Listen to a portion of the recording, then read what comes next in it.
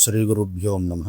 నేటి కాలంలో అనేక కుటుంబాలలో ఉండేటువంటి ప్రధాన సమస్య, ఎంతోమంది తల్లిదండ్రులు తీవ్రమైనటువంటి వేదన పడేటువంటి ఒక సమస్య, పుత్రులు తమ మాట వినకపోవడము, చిన్న వయసులోనే వ్యసనాలకు లోను కావడము, పెడదారి పట్టడము, తప్పుడు స్నేహాలు, ప్రేమ వ్యవహారాలతో వీరికి చిక్కులు తెచ్చిపెట్టి సమాజంలో వీరికి ఇబ్బందులు తెచ్చిపెట్టడము, సరే వారి జీవితాలు కూడా నాశనం చేసుకోవడము అనేది చూస్తూ ఉన్నాం. ఎంతోమంది నాకు కూడా మెసేజ్లు చేస్తూ ఉంటారు, కామెంట్స్లో కూడా అడుగుతూ ఉంటారు, అయ్యా మా కుమారుడు అస్సలు మా మాట వినట్లేదు, తప్పుదారిలో వెళ్తున్నాడు, అతన్ని సరైన దారిలో నడిపించేందుకు మార్గం చూపించండి అని చాలామంది అడుగుతూ ఉన్నారు.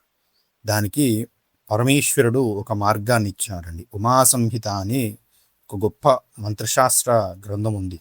అందులో పార్వతీదేవితో పరమేశ్వరుడు ఒక రహస్యాన్ని చెప్పినాడు. రామాయణంలో ఒక 2 సర్గలు ఉన్నాయి పార్వతి, వాటిని నిత్యము ఎవరైతే పారాయణ చేస్తారో వారి యొక్క కుమారులు వారు చెప్పినటువంటి మార్గంలో లేదా ధర్మ మార్గంలో ప్రయాణిస్తారు, అంటే గుణవంతులు అవుతారు అని చెప్పినారు. ఆ శ్లోకాలు వినిపిస్తాను మీకు.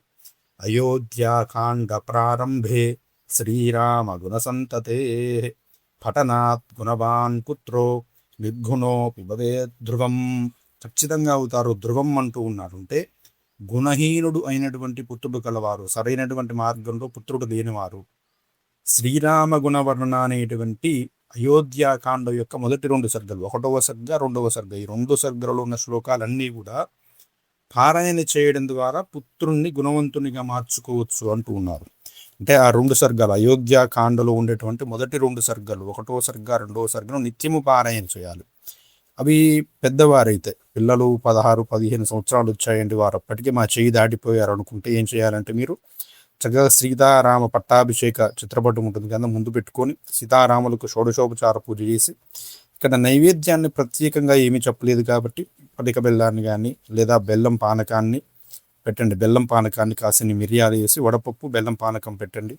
పెట్టి ఈ శ్రీరామ పారాయణ, ఈ యొక్క అయోధ్యాకాండ సర్గం మొత్తం పారాయణ చేయండి. పారాయణ చేసి ఆ తీర్థాన్ని స్వీకరించండి, కొంచెం వారికి కూడా ఇవ్వండి. మరొక విషయం ఏంటంటే, చిన్నపిల్లల నుంచే ఈ యొక్క సర్గని, సరే పెద్దవాళ్ళ ఈ వ్యసనాల దాకా వెళ్ళకముందే వారికి 3వ సంవత్సరం వచ్చినప్పటి నుంచే చక్కగా మీరు స్నానం చేస్తారు కదా, వారు ఎప్పుడు అలా కూర్చుంటారు కదా, కూర్చున్నప్పుడు ఈ శ్లోకాలను వినిపిస్తూ ఉండండి. అలా వినిపిస్తూ ఉంటే వారు సరైన మార్గంలో ప్రయాణిస్తారు. ఆ తర్వాత చెడుదారులు పట్టవలసిన అవసరం కూడా ఉండదు కదా. కాబట్టి పట్టకుండా ఉండేందుకు ముందుగానే చేయండి. ఒకవేళ పట్టి ఇబ్బందులు పడుతున్నారంటే చక్కగా షోడశోపచార పూజ చేసి బెల్లం పానకాన్ని వడపప్పును నివేదనగా పెట్టి ఈ యొక్క 2 సర్గలు పారాయణ చేయండి. పారాయణ చేస్తే ఆ పారాయణ వారు వింటే మంచిది. వారు వినరు కదండి అంటే మీకు డిస్క్రిప్షన్లో ఒక వీడియో ఇస్తాను, ప్లే చేయొచ్చు, యూట్యూబ్లో ఉన్నది. ఈ యొక్క శ్లోకాలన్నీ పారాయణ చేసిన వీడియో ఒకటి ఉంది. ఆ వీడియోని ఏం చేయండి అంటే, వారు ఉదయం సాయంత్రం ఇప్పుడు ఇంట్లో ఉంటారు కదా, దాన్ని ప్లే చేయండి వారికి వినపడేలాగా.